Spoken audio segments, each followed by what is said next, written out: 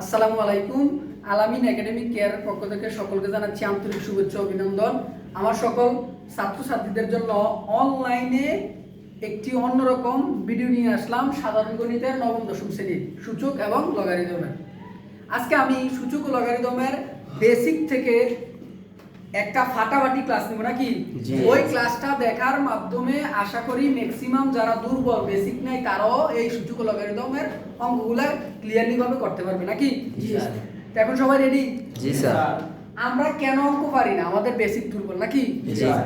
আমরা হয়তো 6 7 8 9 6 7 আমরা ঠিকমতো পুরো পড়াশোনা করি নাই, 19 উইথ অঙ্ক করতেছি আমাদের বেসিক দুর্বলতার কারণে। আমরা যেখানেই যাই ওইখানে আমাদের স্যার আমাদেরকে ঠিকই পড়ায় কিন্তু আমরা বুঝি না, আমরা বলি স্যারের সমস্যা নাকি? এরকম না। আর রিয়েলি অনেক স্যার আছে আমাদের তোমাদের মানে কাছাকাছি যাইতে পারে না, অনেক অভিজ্ঞ অনেক শিক্ষিত অনেক 32 33 বছর 35 বছর অভিজ্ঞ, বাট ছাত্রের কাছাকাছি যাইতে পারে না। এই বিদায় বর্তমান যুগ তো ডিজিটাল যুগ, ওই যুগে আমি যতই অঙ্ক পড়াম কিন্তু একটা ছাত্রে কি চায় এই জিনিসটা যদি আমি না জানি তাহলে কিন্তু সে আমার কাছে কখনো আদৌ পড়বে না। এখন মূলত হচ্ছে কম্পিটিশনের যুগ, যা আমি ভালো পড়াইতে পারি আমার টাইটেল আছে তাইলে কিন্তু ফলাই থাকবে না। আমি আজকে 2-1 বছরের ভিতরে আমি যা দেখলাম যে আসলে ছাত্রের কাছাকাছি না যাই তাহলে ছাত্র রাখা যায় না। একবার স্মরণের উপরে দেখি ছাত্র নাই, কেন নাই? তাইলে আমি এমন ভাবে ছাত্রের কাছাকাছি যাইতে হবো যে সে যদি আমি যদি একটা অঙ্ক বুঝাইতে পারি তারই স্পিড পারবো, আরে আমি অঙ্ক পারি, ঠিক না? তো আমি আশা করি আজকে এই ভিডিওটা দেখার পরে এই ভিডিও দেখার পরে আমার কাছে আসতে বাধ্য হবে নাকি? ঠিক আছে। তাহলে আজকে আমরা এই সূচক ও লগারিদমের ক্ষেত্রে আমরা একটা বেসিক ধরো 2x³ লিখলাম নাকি? এখানে আমার পাওয়ার আর বেস এই জিনিসটা আমাদের জানতে হবে নাকি? এটা হচ্ছে কি বেস আর উপরেটা হচ্ছে পাওয়ার। তাইলে আমাদের গণিত বইয়ের ভিতরে এই অধ্যায়ে একটা সূত্র আছে a to the power m into a to the power n is equal two a to the power m plus n। আর এটা আমরা এমনি জানি যে বেস যদি এক হয় পাওয়ারগুলো কি হয়? যোগ হয়। তাহলে বেস দুটোটা এক আর উপরের পাওয়ারগুলো কি হবে? যোগ হবে। তাহলে আমরা সূচক ও লগারিদমের ক্ষেত্রে গুণ হবে কি যোগ, যোগ হবে গুণ, ভাগ হবে বিয়োগ, বিয়োগ হবে ভাগ, বিয়োগ হবে কি ভাগ। এরকম আমরা হিসাবে কি কি করতে পারি চিন্তা করতে পারি নাকি? জি স্যার। এখন আমরা তো সবাই এই সূত্রটা মুখস্থ করি নাকি? এটার প্রয়োগ আমাদের জানতে হবে কিভাবে অঙ্কের ক্ষেত্রে এটা কি প্রয়োগ করতে হয়। এখন এখানে যে এটা দুবার m ইনটু এটা দুবার n, অনেক স্টুডেন্ট আমার কাছে আমি দেখছি কি যে মনে করে স্যার এখানে তো দুইটাই আছে তাহলে তিনটা চারটা আসা কখনো সম্ভব না, এরকম মনে করে। তাহলে আমি আগে ক্লিয়ারলি ভাবে কি করতে হইব যে সূত্রটা কিভাবে হয়, কতটুকু পরিসর আছে, কি কি হইতে পারে এটা আগে জানি নাকি? ধরো আমার যদি এটা টু পাওয়ার m ইনটু এটা টু পাওয়ার n ইনটু এটা টু পাওয়ার x ইনটু এটা টু পাওয়ার n হয়, তাহলে আমরা জানি কি বেস চূড়ারি এক থাকলে উপরে পাওয়ার সবগুলো কি হবে? যোগ হবে। হ্যাঁ, তাইলে পাওয়ার যোগ হবে। এবার আরেকটা বিবৃতির মধ্যে আমরা করতে পারি কি যে আসলে কি এখানে শুধু কি m থাকবে না একাধিক সংখ্যা থাকতে পারে?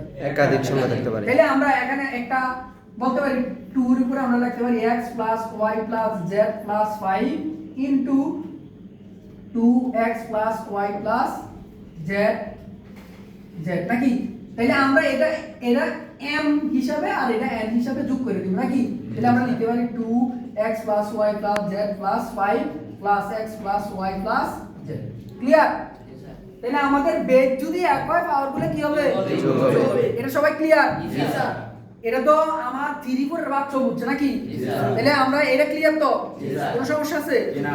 এবার আমাদের আরেকটা বিবৃতি সৃষ্টি হতে পারে যে বেস কি আমাদের পরীক্ষায় এক করে দিবে নাকি আমরা এক করতে হবে নাকি? জি স্যার। এবার আসুন, ধরেন আমরা দিল 3x y z into 27x y z। এখন আমি ওই যে আমাদের সূত্র শিখেছি এটা দুবার m ইনটু এটা দুবার n এর সাথে আমি এটা মিলে দেখি, আরে মিলে না কি এখানে 27 দেওয়া আছে, তাইলে আমার এবার করতে হবে কি 27 কে কিভাবে 3 তে কনভার্ট করা যায়?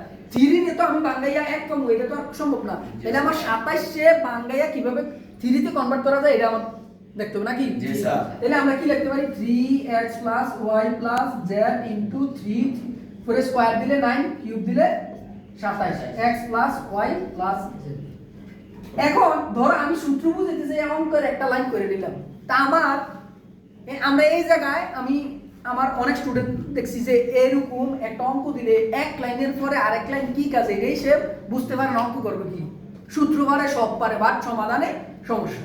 এই কারণে আমি বলছি বেসিক দুর্বল হলে তোমরা অস্ট্রেলিয়া থেকে টিচার এনে দিলে না, 50 বছরের অভিজ্ঞ টিচার এনে দিলেও কোনো লাভ হবে নাই যদি টিচারে না বুঝতে পারে যে স্টুডেন্টের বেসিক দুর্বল। আর কিছু কিছু টিচার বা অনেক টিচারে আছে বেসিক এত ঠেয়া করছে না যে তোমার একবারে বেসিক ধরে ধরে ধরে ধরে বুঝাই দিবে, 500 টাকা দিয়ে তোমার বেসিক বুঝাই দিবে, এত ঠেয়া করছে না। কথা বুঝছো? এখন এই অঙ্কটা করার জন্য আমার প্রথম লাইনে আমি কি করলাম, একটা টার্গেট নিলাম, আমার বেস এক করতে হবে নাকি? দ্বিতীয়তে আমি টার্গেট নিলাম 27 কিভাবে 3 এ কনভার্ট করা যায়। দ্বিতীয় লাইনে টার্গেট নিলাম ব্র্যাকেটটা উড়িয়ে 3 দ্বারা শব্দের গুণ করা। ক্লিয়ার? তাহলে আমি একটা অঙ্ক একটা লাইন করার পরে আরেকটা লাইনে কি আসবে এটা যদি আমি জানতে পারি তাহলে কি আমার অঙ্ক ভুল হবে? জি না। সমাধানে কোনো সমস্যা হবে? জি না। ঠিক আছে? ক্লিয়ার সবাই?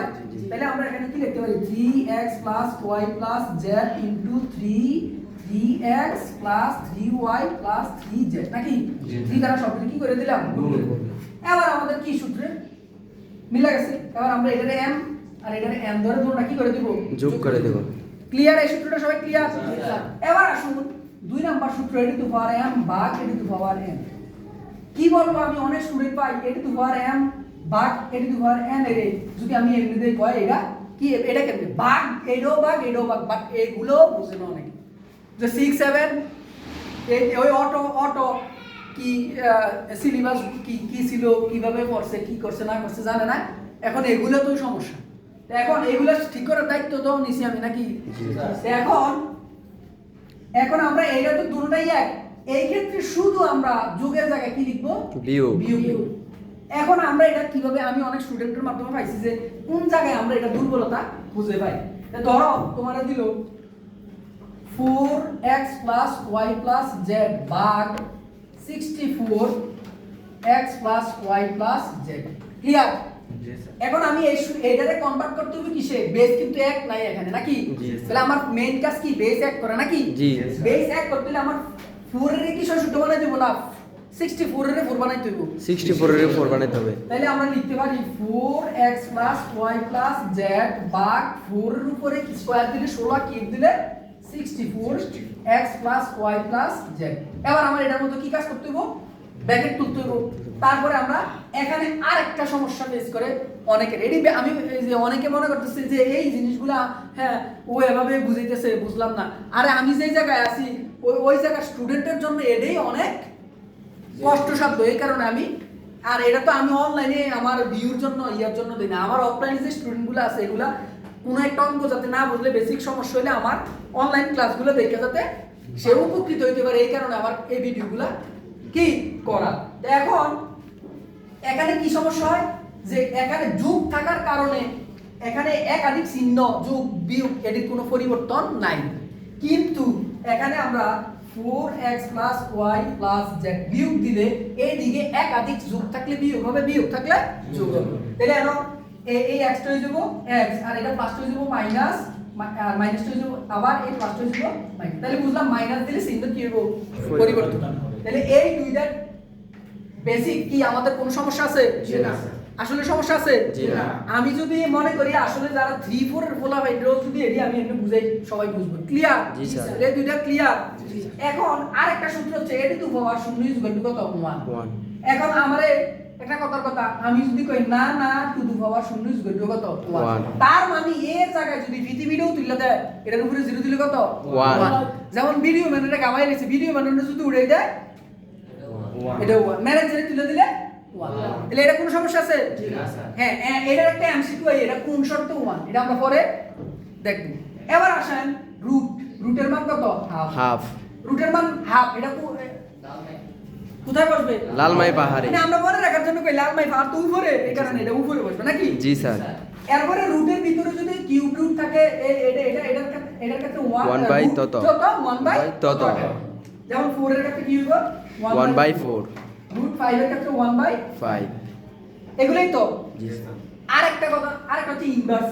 2 ইনভার্স 1 মানে 1/2, 2 ইনভার্স 3 মানে 1/2 কিউব, 2 ইনভার্স 4 মানে 1/2 4। এই জিনিসগুলো তো সবাই বুঝি। জি স্যার। তাইলে এই তো আমাদের যে সূচক অধ্যায়ের সব বেসিক ক্লিয়ার।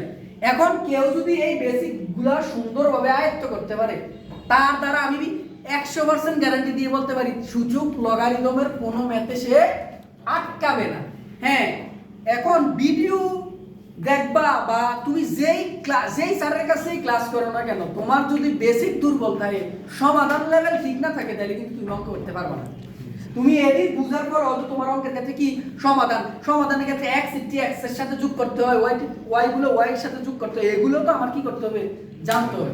আশা করি এই ক্লাসটা সম্পূর্ণভাবে দেখার পরে যে আমি যে সলভ ক্লাস করবো ম্যাথের, তাইলে ওইটাতে কোনো সমস্যা কারো হবে না। ঠিক আছে?